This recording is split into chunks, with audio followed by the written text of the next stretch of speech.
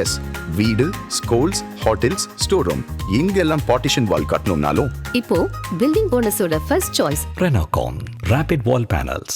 அமெரிக்காவின் முன்னணி மென்பொருள் நிறுவனமான ஆரக்கிள் இந்தியாவில் பணிபுரியும் 12,000 பேரை நீக்குவதாக தெரிவித்துள்ளது பெரும் அதிர்வலையை ஏற்படுத்தியுள்ளது.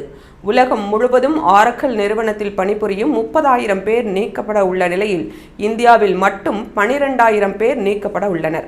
ஆரக்கிள் நிறுவனம் அடுத்த 5 ஆண்டுகளில் ஓபன் ஏஐ நிறுவனத்திற்காக சுமார் 14 லட்சம் கோடி ரூபாய் செலவில் செயற்கை நுண்ணறிவு டேட்டா சென்டர்களை உருவாக்க உள்ளது. செயற்கை நுண்ணறிவு டேட்டா சென்டர்களை உருவாக்குவதற்கான 30 லட்சம் ஸ்பெஷலிஸ்ட் சிப்களை வாங்குவதற்கு அந்நிறுவனம் மிகப்பெரிய தொகையை செலவழிக்க உள்ளது.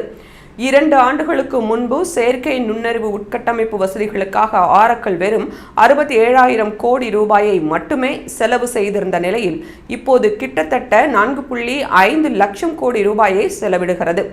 வரும் நாட்களில் அதிக அளவில் மூலதனம் தேவைப்படும் துறைகளான செயற்கை நுண்ணறிவு டேட்டா சென்டர்களிலும் கிளவுட் சேவைகளிலும் கவனம் செலுத்த உள்ளதால் மற்ற பிரிவுகளில் பணிபுரிபவர்களின் எண்ணிக்கையை குறைக்க ஆரக்கிள் நிறுவனம் திட்டமிட்டுள்ளதாக தகவல் வெளியாகியுள்ளது.